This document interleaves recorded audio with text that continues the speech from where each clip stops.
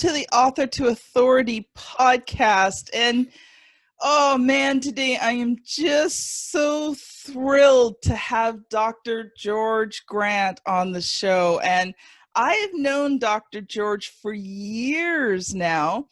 And it's one of those things that we get to connect a few times a year when I'm down in Toronto attending events, and he attends every event everywhere. Everywhere you go, you see Dr. George. And he is known as the caring prof. Yes. He is also, according to his words, handsome, active, and 70. Yes. But he is also considered the Canadian authority in biofeedback, nutrition, stress, and he is also the global wellness ambassador.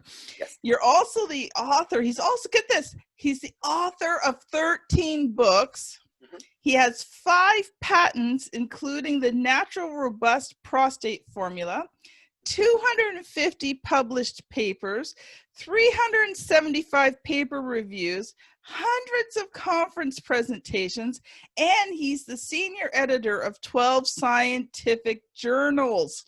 He has also co-authored books with Mark Victor Hansen, Brian Tracey, Les Brown, and many other celebrities. So welcome to the show, Dr. George. Thank you so much, Kim. It's great to be with you again. That is an incredible list of accomplishments that you have brought to the table today for this interview. Thank you, Kim. And I want to thank you for being the editor and the proofreader for our book, H3 book. It's on the bestseller list, and you've done a great job. Correct all my spelling errors, multiple spelling errors.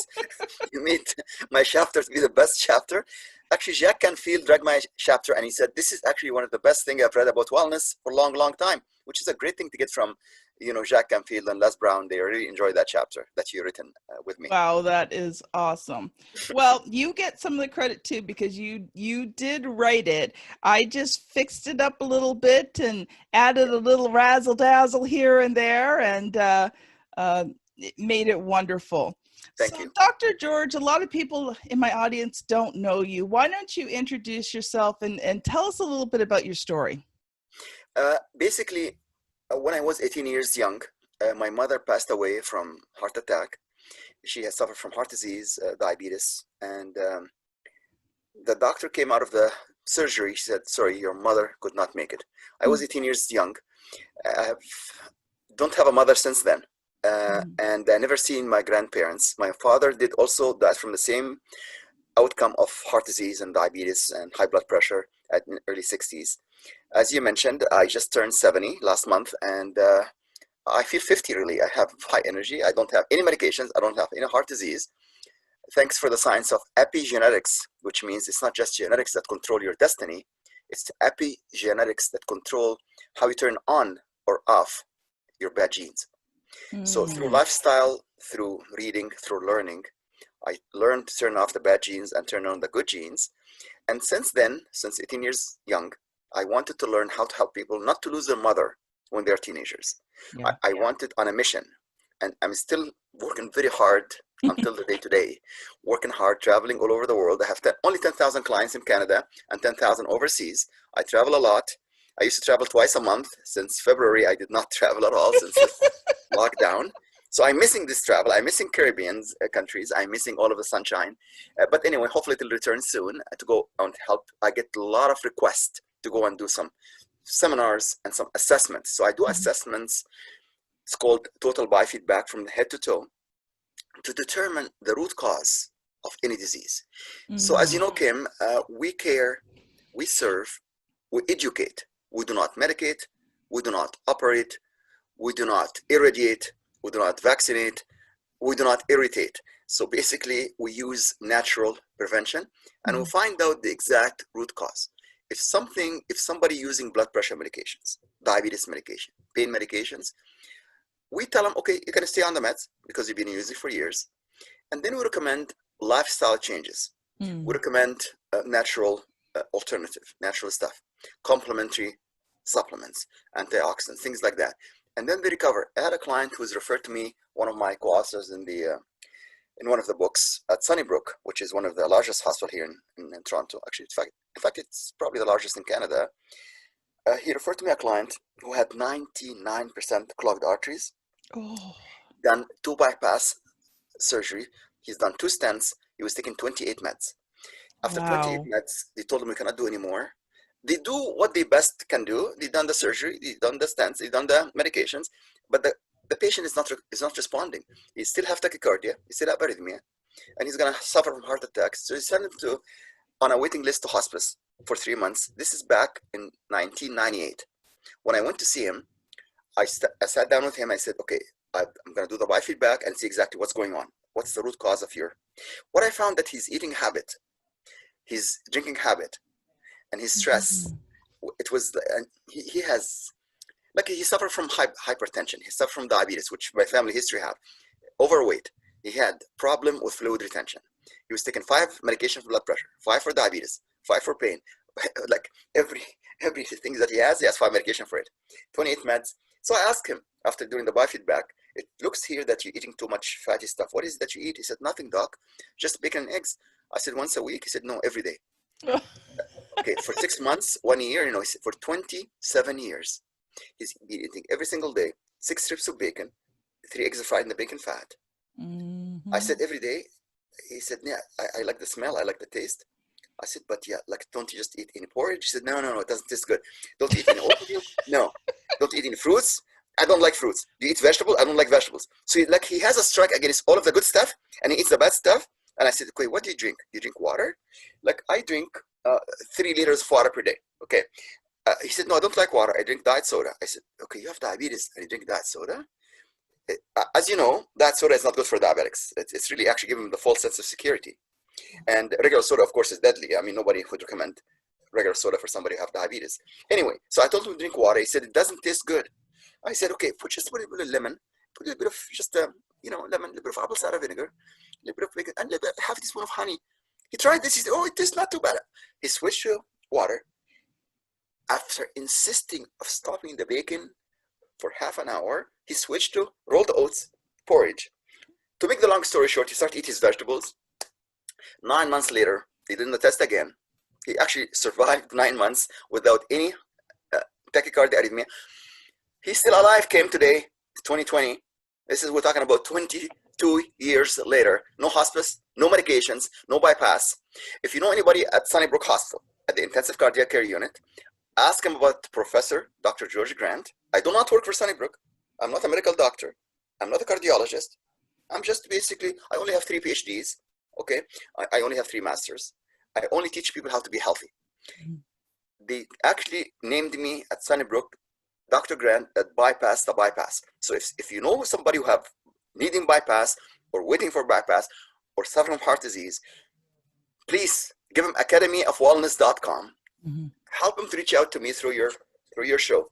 I'll help them like I helped this guy and hundreds, actually thousands of other people in Ontario, in Toronto, Ontario, across Canada, across the US, across the Caribbean, and also in Europe. I travel quite a bit all over the world. As I told you, I'm 70. I do lots of work all over the world. And I never, like some people, actually at 65, they say, I'm going to retire. I'm going to retire. I'm going to stop learning at the last breath. And I'm going to be dying in my sleep, not from heart attack, not from a stroke, God willing, but basically peacefully. Because despite the fact having bad genes for 5-6 generations, I've never seen my grandparents. They both died in mid-50s and early 60s. Never seen one of them. But you can call it beyond reason. You can call it a transformation. You can call it anything you want. But I would invite people to read the book that you have actually helped me to write, which is called The Handbook of Holistic Health, HS3 book. Your name is mentioned there. Okay. Yep. And all of the other 20 doctors were there. And you just get an invitation to look at this, the holistic health, the alternative, how to prevent disease and how to see.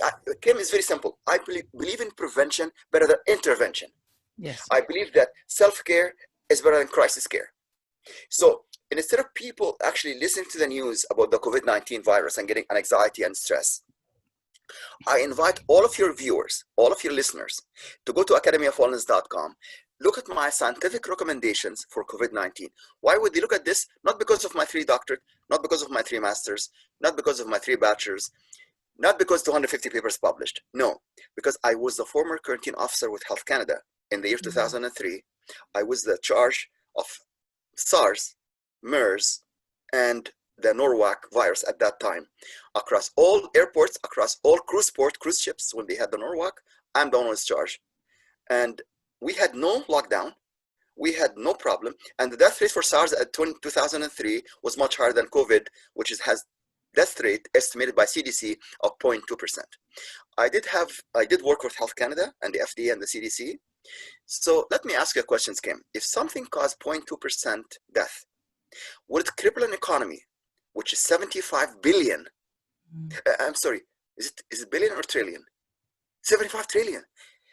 The economy, like we have 65 million unemployed in the US, and we have the economy now in 3.5 months, the economy is crippling all over the world, not just in Canada and the US, all over the world for 0.2% death. Now, by the way, for your information, I'm a microbiologist, I'm an epidemiologist, I'm a chemist, I'm a scientist. Influenza caused more death than COVID-19. And if you want to talk about pandemic, diabetes is the biggest pandemic. It kills actually 1/3 of the population from amputation, from complications. Yes. Anyway, so I'm not going to get into COVID because of the Health Canada situation. I'm going to tell you that prevention is better than intervention. Turn your news off because the media is actually making this as a big deal, which is not. And then there's lots of politics. I'm not going to get into the politics, as you know. I don't want to talk about politics and religion. I talk about science. So as scientist, on my website, Kim, I just mentioned a few basic things. Get 10,000 IU vitamin D, your favorite brand of vitamin D, doesn't matter which brand. 5,000 milligrams of vitamin C, take zinc. All of the stuff that prevent, take essential oils. You know, all of the stuff that we recommend, which makes sense to prevent the and then if you get COVID-19, you can reverse it because it affects the immune system, the thymus. So we can reverse that simply without taking any antibiotics, without taking any ventilators, without going to hospital.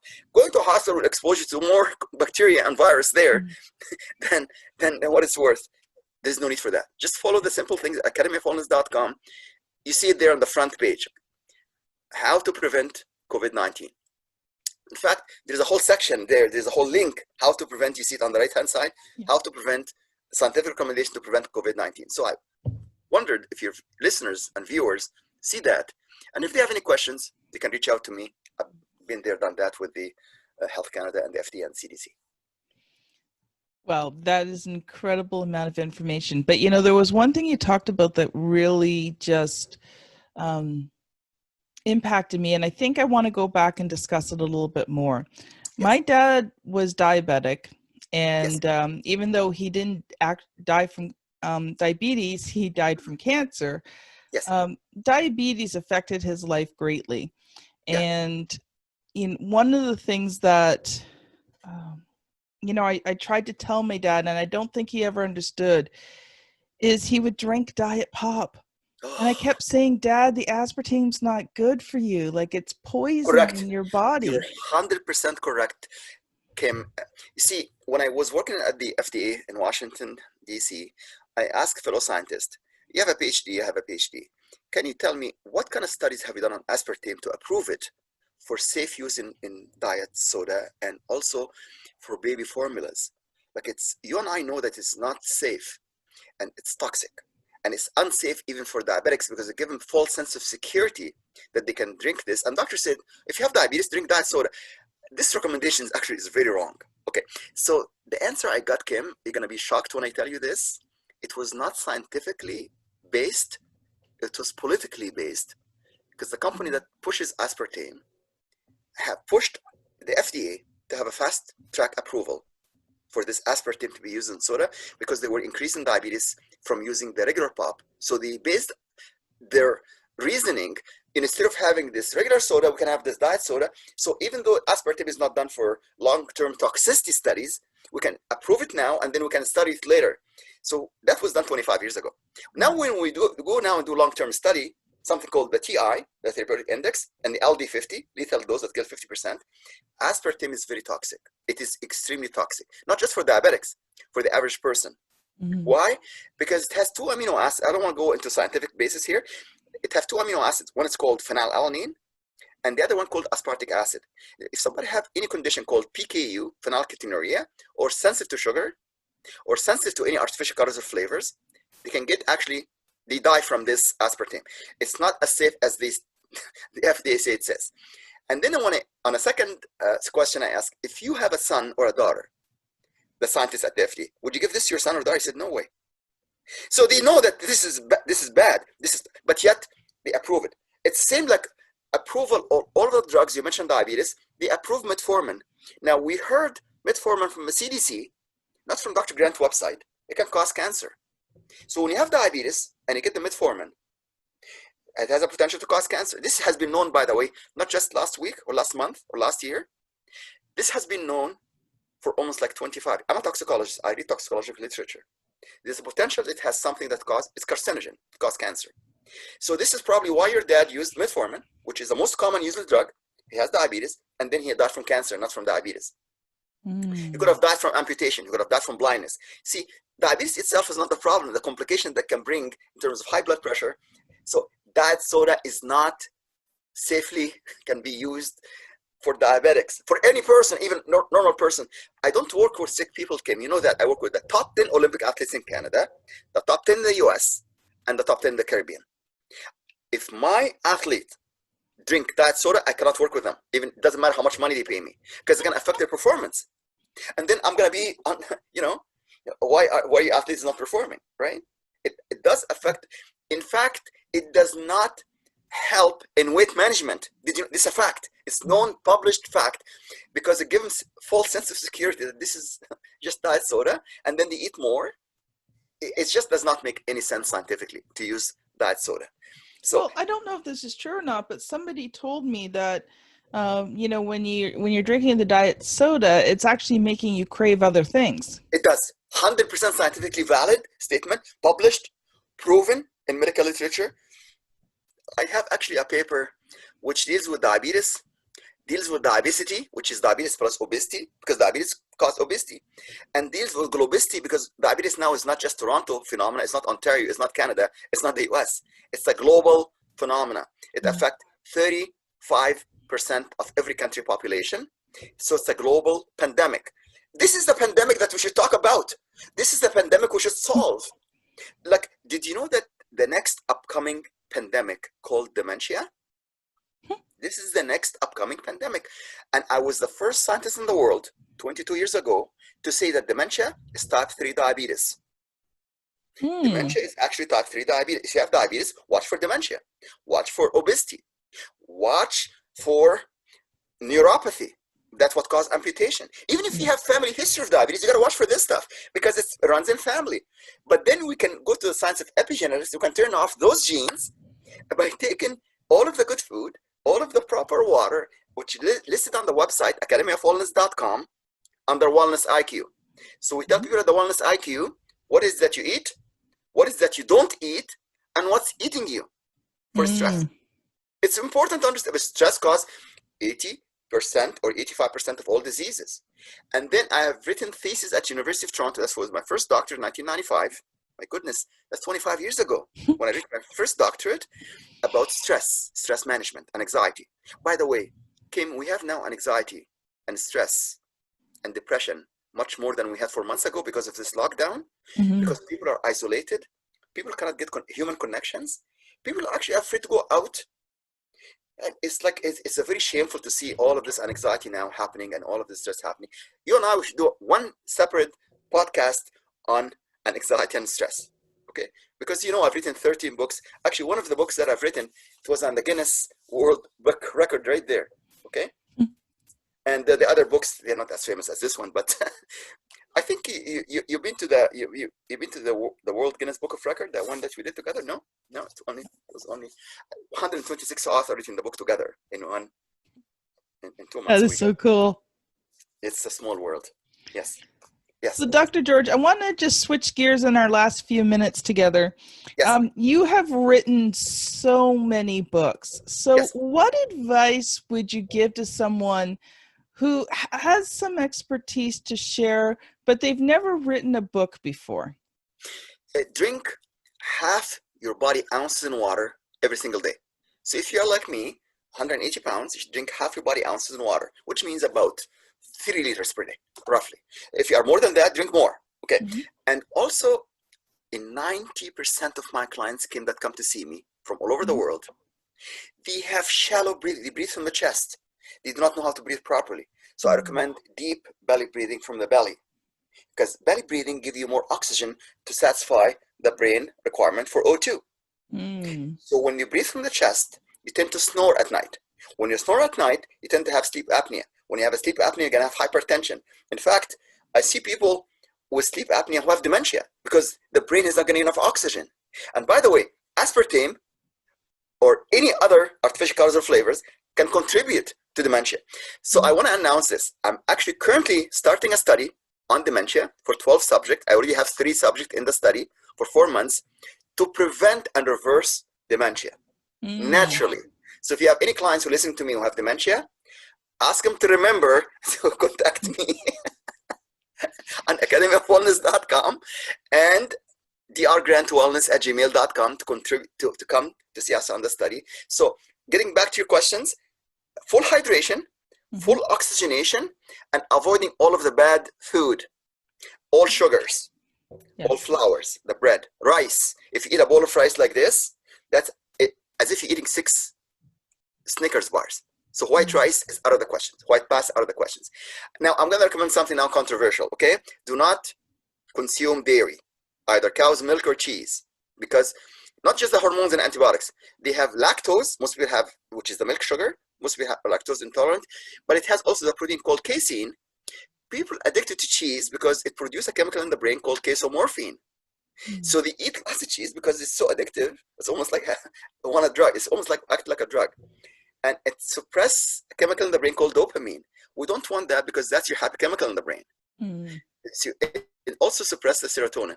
So like the best advice I can give to people, full hydration, full oxygenation, avoiding the bad food, and then also avoiding fluoride in water because it calcifies the pineal gland. And drink pure filtered water. It's the best thing. Not in plastic bottles, not in cans, okay? Not in soda, definitely. And then minimize the consumption of coffee. 1 or 2 black coffee per day is fine.